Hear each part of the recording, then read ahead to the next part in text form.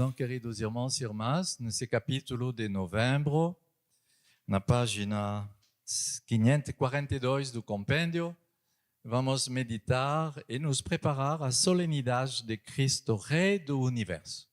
Essa última festa do programa litúrgico do ano é a última festa litúrgica do ano que vai depois começar o novo ano litúrgico. A partir do dia seguinte da festa do Cristo Rei, que será 23 de novembro, deveríamos nos desejar um bom ano novo, litúrgico. Não seria 1º de janeiro, seria 24 de novembro. Feliz ano novo. Porque a festa, a solenidade do Cristo Rei fecha o ano litúrgico 2025.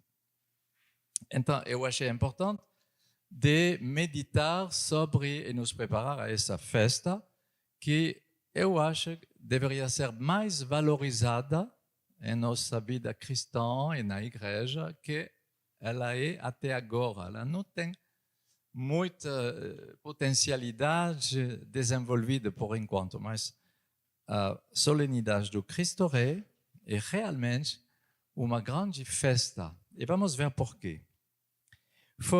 Ela foi instituída exatamente há um século, em 1925. Não é tão antigo. Claro que antes, desde a origem, Cristo Rei com a coroa, com a entrada em Jerusalém, com todos os ensinos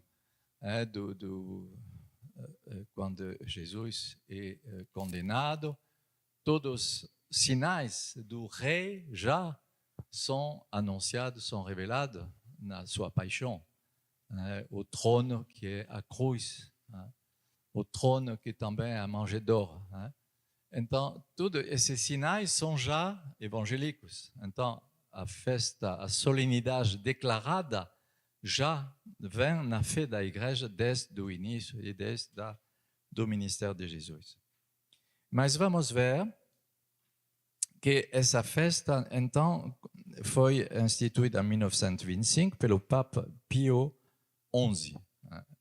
Faz exatamente 100 anos esse ano. E o aniversário jubilar também dessa instituição, dessa solenidade.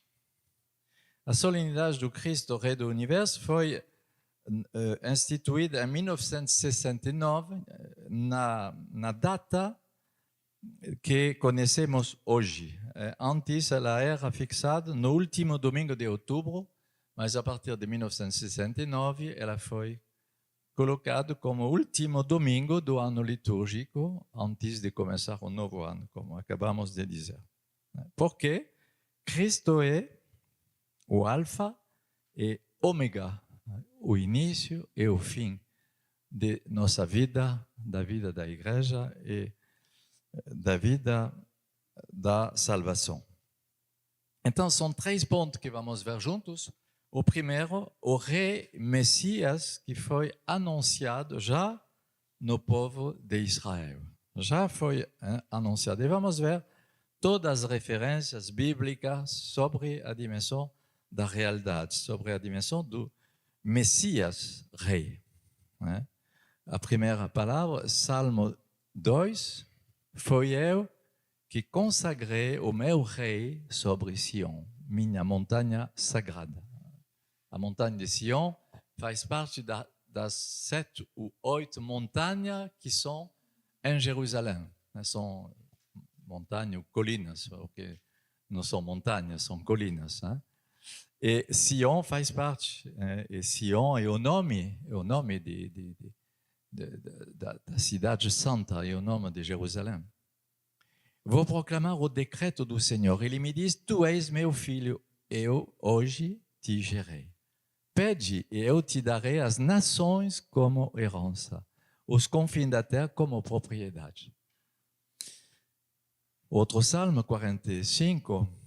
Teu trono é de Deus, para sempre e eternamente. O cetro do teu reino é cetro de retidão.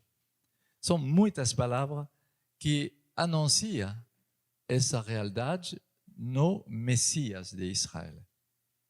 Salmo 71. Que ele domina de mar a mar, desde o rio até aos confins da terra. Diante dele a terra se curvará e seus inimigos lamberão o pó. Os reis de Tarsis e das ilhas vão trazer-lhe ofertas. Os reis de Saba e de Sheba vão pagar-lhe tributo. Todos os reis se prostrarão diante dele. As nações todas o servirão. Então, essas visões são em favor do Messias. Cristo Rei. O menino nos nasceu, filho nos foi dado. Isaías, você reconhece? Os anúncios messiânicos. Recebeu poder sobre seus ombros. Ele foi dado esse nome, Conselheiro Maravilhoso, Deus Forte, Pai Eterno, Príncipe da Paz. Para que se multiplique o poder, assegurando o estabelecimento de uma paz sem fim sobre o trono de Davi e sobre o seu reino, firmando-o, consolidando-o sobre o direito e sobre a justiça. Desde agora e para sempre, o zelo do Senhor dos Exércitos fará isto. Voilà. Bom, todas essas listas que você pode meditar para preparar essa visão dessa solenidade do Cristo Rei. No Novo Testamento, em segundo ponto, o Senhor Deus lhe dará o trono de Davi, seu pai.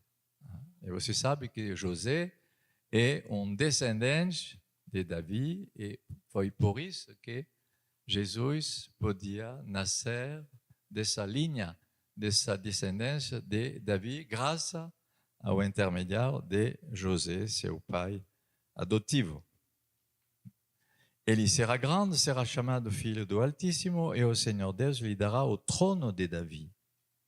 Do rei David, seu pai. Ele reinará na casa de Jacó para sempre e o seu reinado não terá fim. É reinado que não terá fim. Então você pode perceber que na Sagrada Escritura corresponde realmente a essa festa do Cristo, Rei do Universo. Quando o Filho do Homem vier em sua glória, e todos os anjos com eles, então se assentará no trono de sua glória. E serão reunidas em sua presença todas as nações.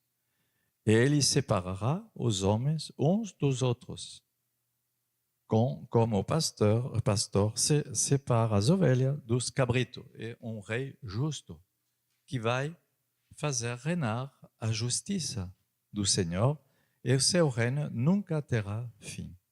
Então, esse rei não é rei político. Não podemos aplicar essa dimensão de uma dinastia humana, como se nós devemos agora reclamar Cristo rei. Não é rei político. E essa dimensão deve ser explicada. Diante de Pilatos. E Jesus, justamente, se defendia desde o início de seu ministério. Tu és rei. Não, sempre Jesus se defendia de se declarar mesmo ele o Messias. E por isso que ele pergunta, quem os homens dizem que eu sou? Ele não queria ser declarado como Messias e como rei. Por quê? Porque as pessoas vão aplicar sobre ele uma visão mundana, uma visão do mundo. Rei que vai fazer a política, que vai expulsar os romanos, que são ocupantes. Jesus não vem para fazer isso. E eles não vai corresponder a rei político que vai governar, que vai fazer o trabalho da administração dos homens. Quando os irmãos vêm encontrar Jesus para dizer vem, Senhor, nos ajudar a distribuir a herança dentro da família. E Jesus não vai aplicar esse pedido. Ele vai dizer, isso é vossa responsabilidade. Eu não vou mexer nessas coisas. Então, Jesus se defendia de ser Messias que vai resolver os problemas dos homens. Então, cuidado a nossa maneira, alguma vez, de querer que Deus vai substituir a nossa responsabilidade. E isso não vai fazer.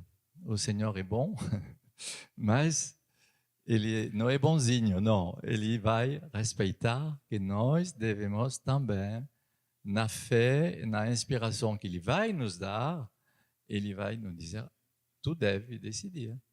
Tu deve decidir. Então, essa dimensão política, Jesus não queria entrar nessa dimensão, e por isso que colocamos essa parte. João 18, Jesus respondeu, meu reino não é deste mundo. Se meu reino fosse desse mundo, meus súditos teriam combatido para que eu não fosse entregue aos judeus. Mas meu reino não é daqui. É um reino eterno, não é um reino político que é no serviço de um partido humano. E quando os apóstolos imaginaram de uma maneira errônea, falsa, que o Messias restaurará o reino político de Israel, Jesus replicou, Atos 1:7, não compete a vós conhecer os tempos e os momentos que o Pai fixou com sua própria autoridade. Então, Jesus saiu dessa armadilha cada vez para deixar o homem a sua responsabilidade. Jesus, sabendo que viriam buscá-lo para fazê-lo rei, refugiou-se de novo sozinho na montanha. Está vendo? Ele fugiu. Cada vez que precisava, cada vez que podia ser declarado que ele é rei e que os homens vão reconhecer ele, não, ele fugia. O sucesso não combina com a vida evangélica. Jesus, cada vez que podia ter um sucesso, ele fugia. Não queria entrar. Então, cuidado na igreja de nos tornar um pregador famoso, com sucesso, um cantor não sei o quê, nos palcos. Cada vez Jesus fugia dessa armadilha de se tornar um líder, um mestre, um rabi, um rei, uma figura que todo mundo vai... Não, ele fugia desse tipo de coisa. Nem todo aquele que me diz Senhor, Senhor entrará no reino dos céus, mas sim aquele que pratica a vontade de meu Pai que está no céu. Mateus 7:21. Então, é uma caricatura, muitas vezes, do rei político humano que Jesus vai se desconfigurar dessa proposta.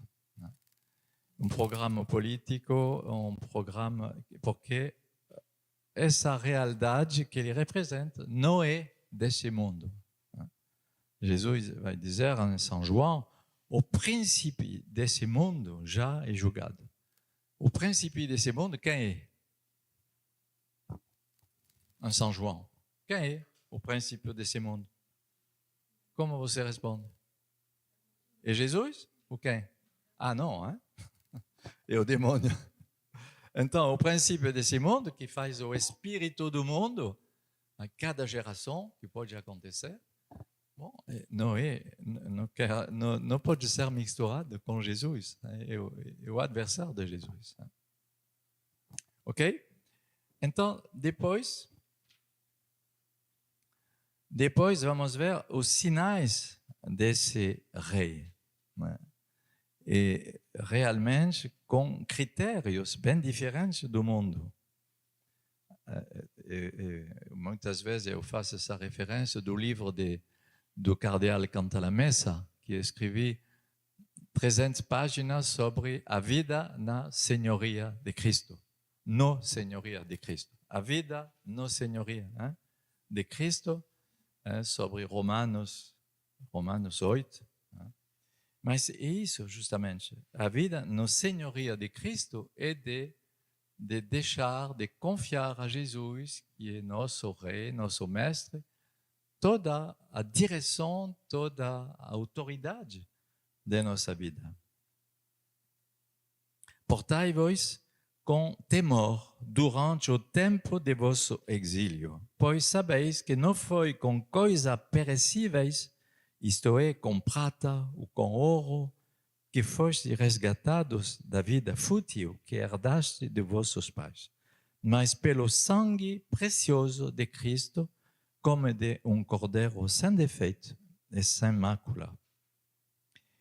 E o título da página 548, rei que tem trono, uma manjedoura e uma cruz. A realeza de Cristo não está de acordo com o espírito do mundo.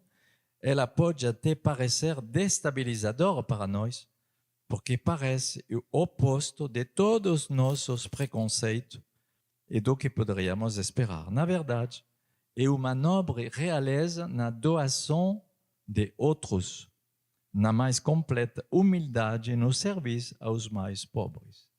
Jesus é rei realmente especial. Ele vem para os mais pequenos, os mais pobres. E por isso que ele se faz pobre, ele se faz servo. É completamente contrário e oposto à mentalidade do mundo. O mundo gostaria de proclamar Jesus rei para que ele gouverne, que ele tome a decisão autoritária, eficaz. E Jesus vem na humildade. E ele vai elevar e valorizar os mais pequenos, os mais pobres. E nossa vida cristã não é, o problema não vem de nossas pobrezas, porque Jesus vem por isso. Jesus vem para os que são doentes e os que são pobres e doentes. Então, não é isso o problema em nossa vida cristã. Nossa vocação não é limitada pelas nossas fraquezas e nossas feridas, não. O problema são nossas riquezas. O jovem rico pode provocar uma vocação fracassada por causa da riqueza. Não são nossas feridas e nossas pobrezas que são um problema vocacional. São nossas riquezas. E nossa autonomia, nossa maneira de governar. Nós. O problema não é a solenidade do Cristo Rei. O problema que entra em choque com essa solenidade é que nós governar, que nós queremos governar. Ao mesmo tempo, Jesus não quer ser reconhecido como rei humano, rei do sucesso, de uma libertação humana, e ao mesmo tempo, ele espera nossa responsabilidade, e ao mesmo tempo, ele não quer que sejamos independentes, governando tudo e deixando migalhas a ele, deixando o pequeno resto a ele. Então, é esse paradoxo que devemos bem viver e equilibrar. Ele não vem para servir. O Papa Francisco traduzia essa compreensão e actualização do Cristo pobre e do Cristo rei. E eu anotei, página 549, essa citação do Papa Francisco na audiência geral do 28 de dezembro de 2022, faz 3 anos, para compreender que tipo de Messias é aquele que nasceu em Belém, que tipo de rei, quem é Jesus? Olhando para a manjedoura, olhando para a cruz, olhando para a sua vida de simplicidade, podemos compreender quem é Jesus. Jesus é o Filho de Deus que nos salva, fazendo-se homem como nós, despojando-se de sua glória e humilhando-se. Nós somos chamados a crescer e a se tornar uma pessoa realizada, forte. Não, não é isso, não. Somos chamados a descer. A kenosis é isso. A palavra grega kenosis. Kenosis e consiste a descer de mim mesmo, descer do meu orgulho, descer de meus projetos, descer de minha realização, as coisas que eu quero. E ao contrário, Senhor, vem me consagrar, vem me utilizar no serviço de teu reino. Mas muitas vezes precisa de nos deixar despojar. Como dizia essa novícia, quando você sabe que Santa Teresinha, o menino Jesus, foi mestre de noviças durante 6 meses antes de sua doença. 6 meses ela foi mestre das noviças em Lisieux.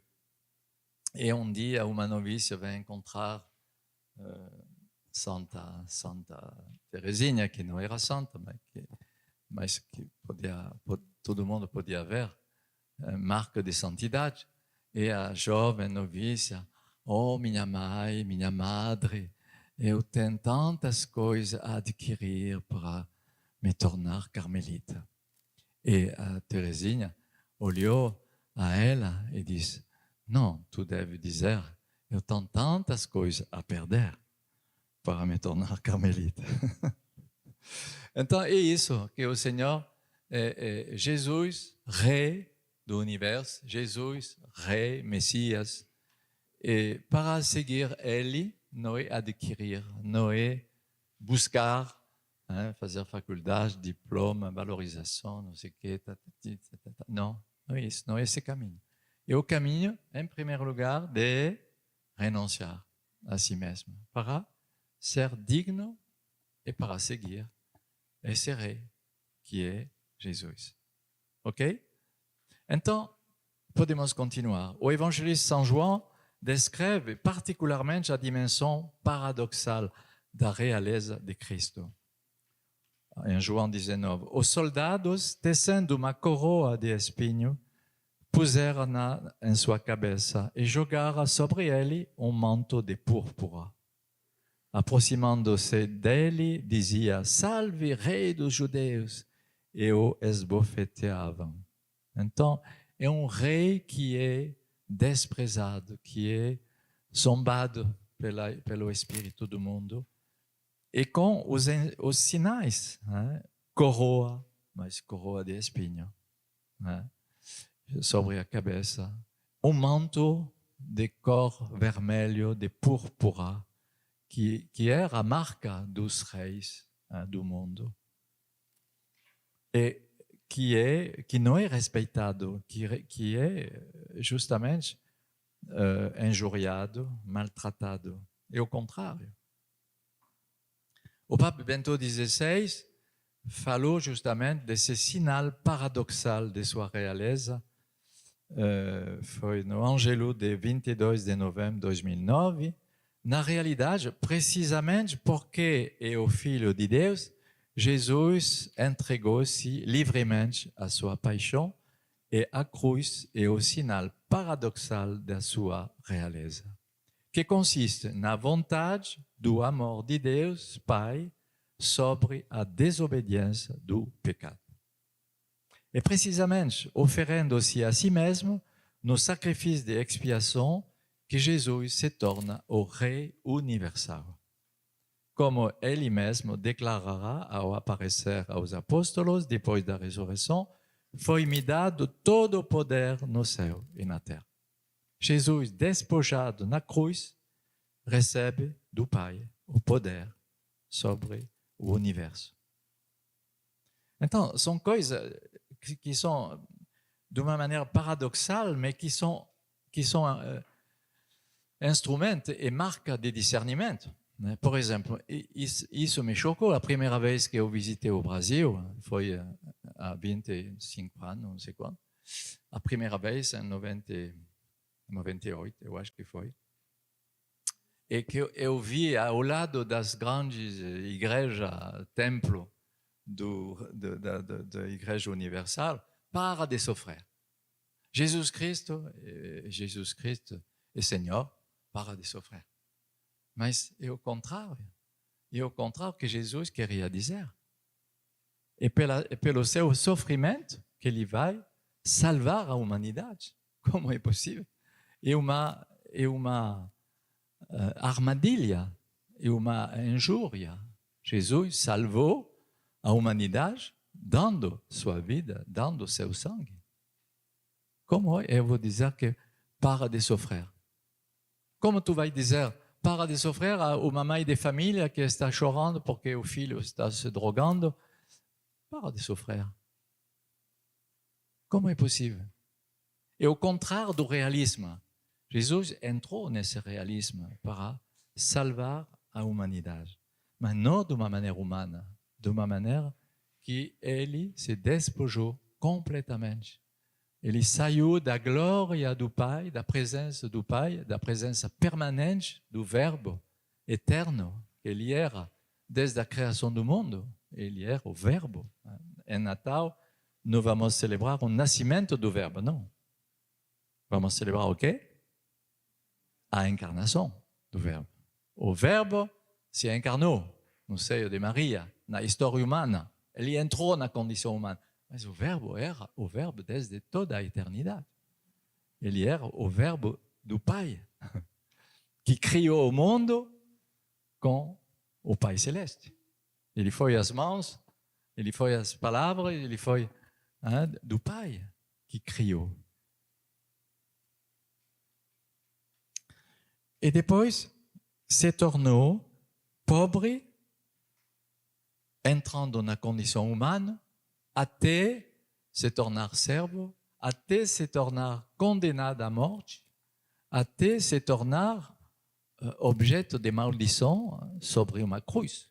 Porque na época de Jesus não tinha sinal mais horroroso, mais terrível que a cruz, que o suplício da cruz. Era realmente os condenados que eram rejeitados da sociedade, que morriam na cruz. O cidadão romano não podia morrer na cruz. Podia ser decapitado, podia sofrer, morrer de chicote, de golpe, não sei o quê, mas a crucifixão era o pior das condenações. E Jesus entrou para ser o último, justamente, para redimir a humanidade inteira.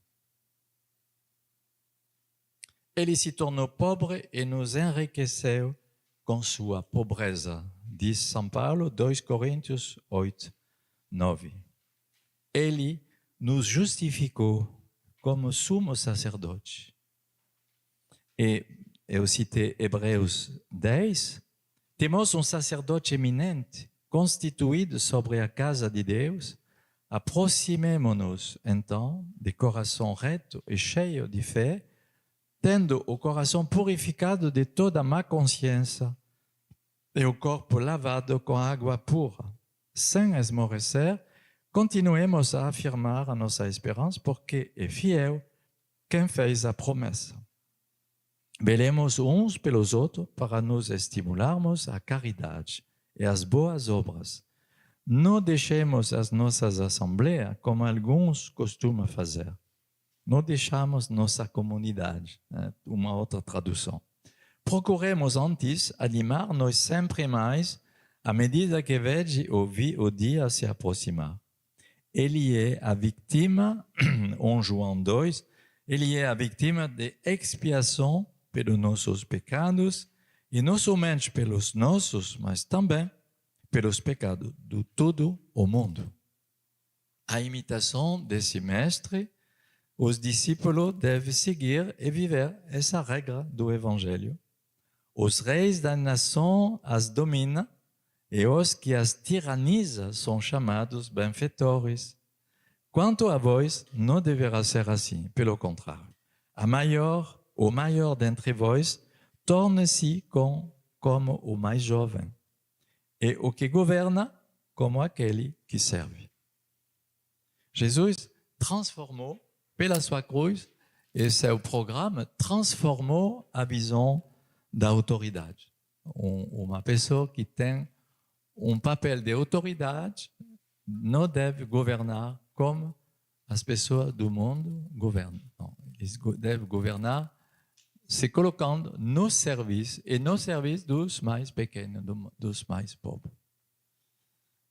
cada vez que eu fui em Roma e assistindo na Praça São Pedro uma celebração, uma missa, uma assembleia em Roma, para mim é sempre não é uma surpresa, mas como uma alegria de ver que os que organizam essas celebrações sempre colocam os deficientes, os doentes, no primeiro lugar. E deveríamos fazer isso. Né? Quando organizamos uma reunião, um encontro, ou não sei, que seja festivo, que seja cultural, que seja social, que seja numa formação, deveríamos ter esse reflexo. De colocar os mais pequenos, os mais pobres, mais longe, os mais desprezados em primeiro lugar. É isso que se vive na igreja, normalmente. Né? Terceiro ponto, como eu, na página 551, ele deseja reinar em nossas inteligências, corações e corpos. É interessante essa última reflexão. E a encíclica do Papa Pio XI, justamente, termina com esse convite.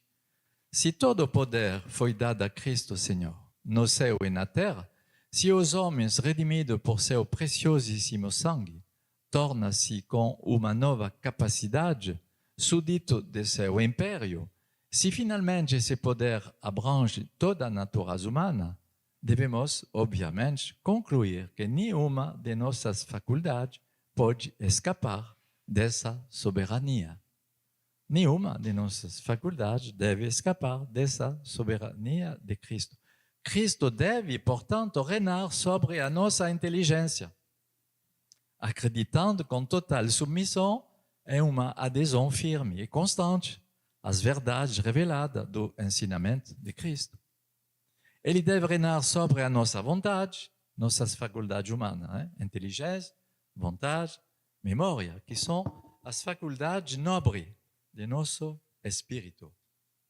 Cristo deve, portanto, reinar sobre a nossa inteligência, ele deve reinar sobre a nossa vontade, de modo que observemos as leis e os mandamentos de Deus e os coloquemos em prática. É fácil de obedecer. Não é fácil, não.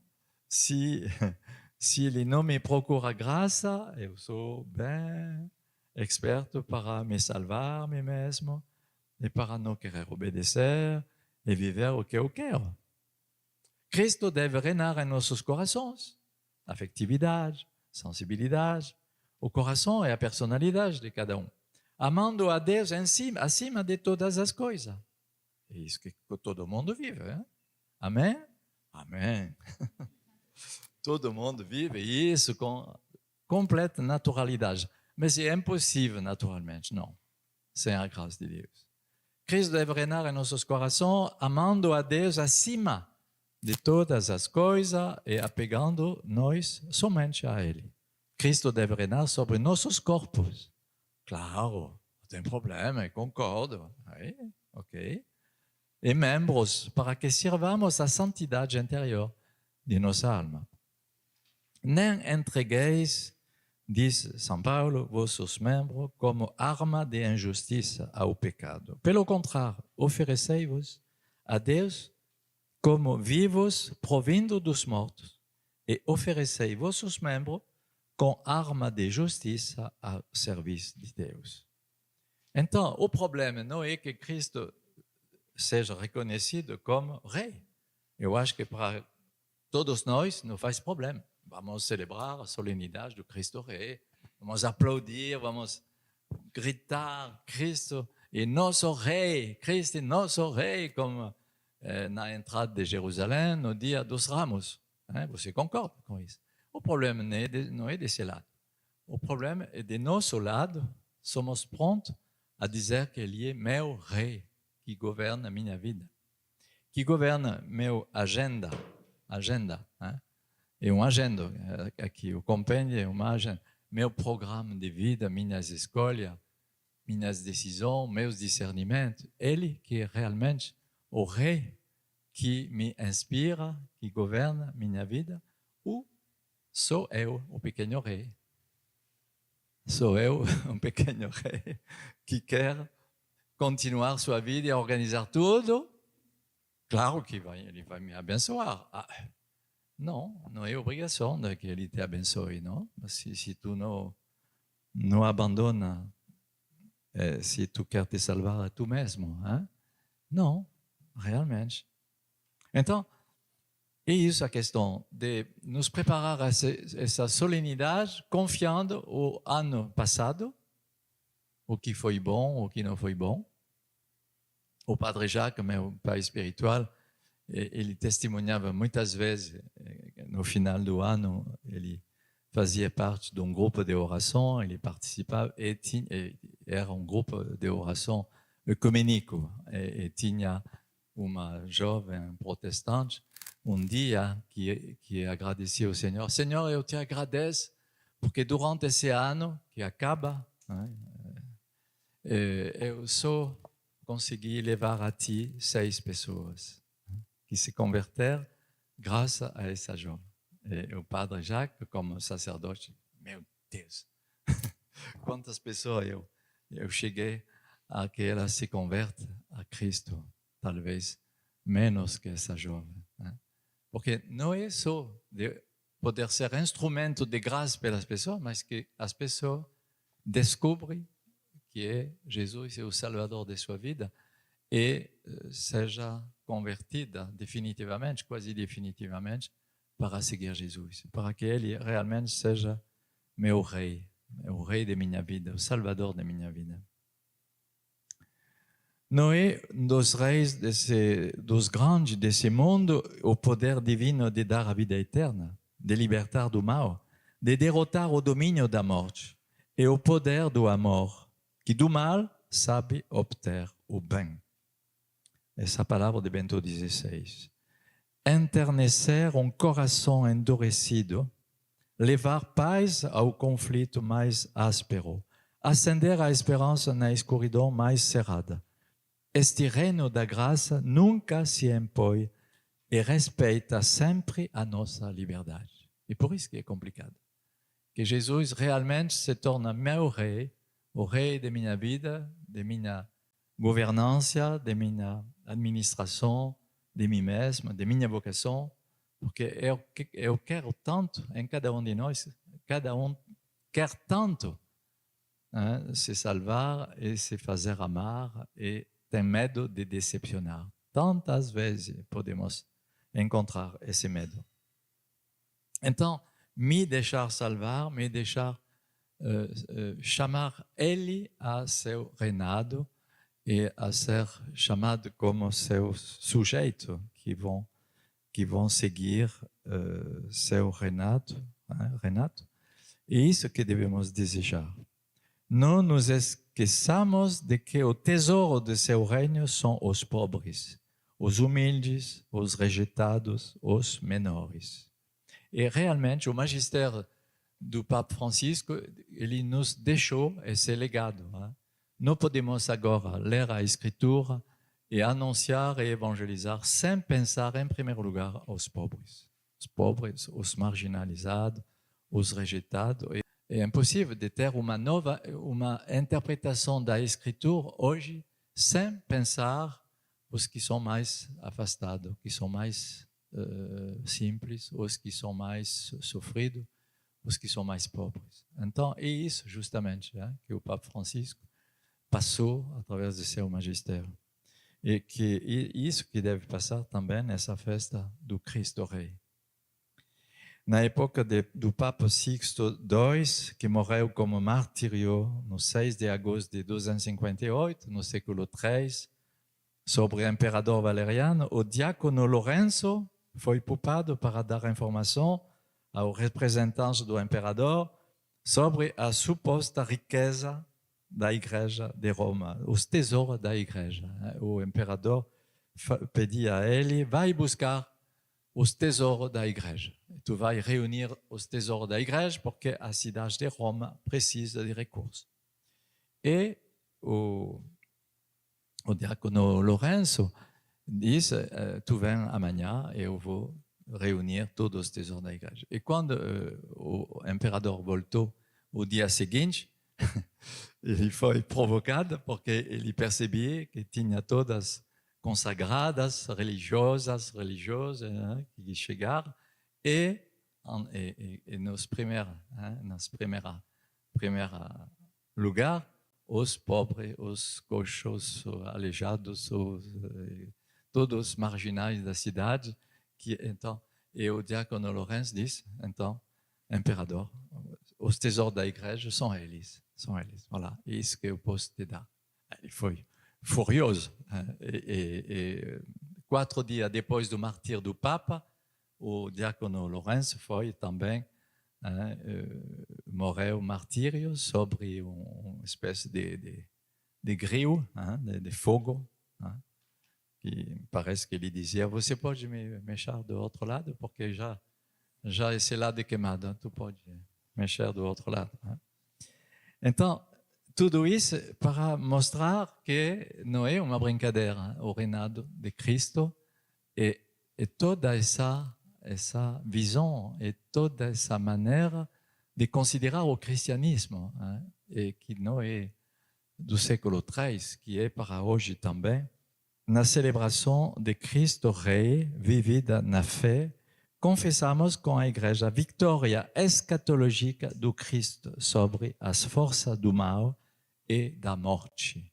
Ele é o Rei que apaga as forças do mal e da morte. A Páscoa do Filho de Deus inaugura o reino sem limite e sem fim, como proclama o prefácio desta festa. E como diz o Evangelho de Mateus, capítulo 25, então dirá o Rei aos que estiveram à sua direita: Vinde, bendito de meu Pai, recebei por herança o reino preparado para vós desde a fundação do mundo. Pois teve fome e me deste de comer, teve sede e me deste de beber, era forasteiro e me recolheste, esteve nu e me vestiste, doente e me visitaste, preso e vieste ver-me. Então os justos lhe responderão: Senhor, quando foi que te vimos com fome e te alimentamos, com sede e te demos de beber? Quando foi que te vimos forasteiro e te recolhemos, nu e te vestimos? Quando foi que te vimos doente ou preso e fomos te ver?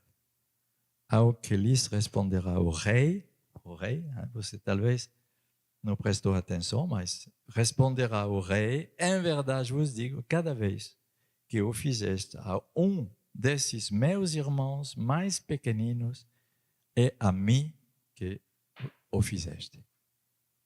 Então, esse rei paradoxal, esse reinado paradoxal, esse cristianismo paradoxal que o Senhor nos chama a viver, que por cada um de nós nos tornamos sacerdote, rei e profeta. Pelo batismo. Pelo batismo, cada um de nós já, de uma maneira ontológica, é gravado em nosso batismo a dimensão sacerdotal batismal, não é ministerial. O sacerdócio ministerial. Sacerdote para oferecer. A Virgem Maria, aos pés da cruz, com São João, ela tem uma atitude sacerdotal, ela oferece. Oferece seu filho, oferece a humanidade, oferece a humanidade. Eu sou chamado a oferecer. Sacerdote, profeta. Eu sou chamado a anunciar a minha fé e a dimensão profética através do meu batismo. Não preciso de me tornar consagrado, não sei o quê, ou sacerdote para viver isso. No nível do meu batismo, eu sou chamado de trabalhar com isso. E o terceiro, rei. Rei que não somente é vencedor do pecado e da morte, Cristo, meu rei, é vencedor do pecado e da morte em mim, na humanidade, na igreja e em cada um de nós. E essa dimensão da realidade se manifesta e se concretiza pelo serviço. Voilà. eu sou cansado de sempre lavar a louça, não sei o quê. Eu sou cansado de fazer os banheiros, de lavar, serviço. Consagra isso e tu serás rei. Tu serás esse rei evangélique. Esses 3 munus, se chama 3 munus, 3 tarefas, munus em latim, tarefas. 3 tarefas do batizado, né? E que são por causa de nossa incorporação ao corpo de Cristo, eu participo desse renato, hein? Esse triplo renato, sacerdoce, profeta, rei. Que essa festa do Cristo Rei nos ajuda a bem clarificar de qual lado é nosso serviço, de qual lado é nosso sim, é nosso discernimento, é nossa vocação. Amém? E que o Senhor abençoe cada um de nós. Ele que é Pai, Filho e Espírito Santo. Boa festa do Cristo Rei.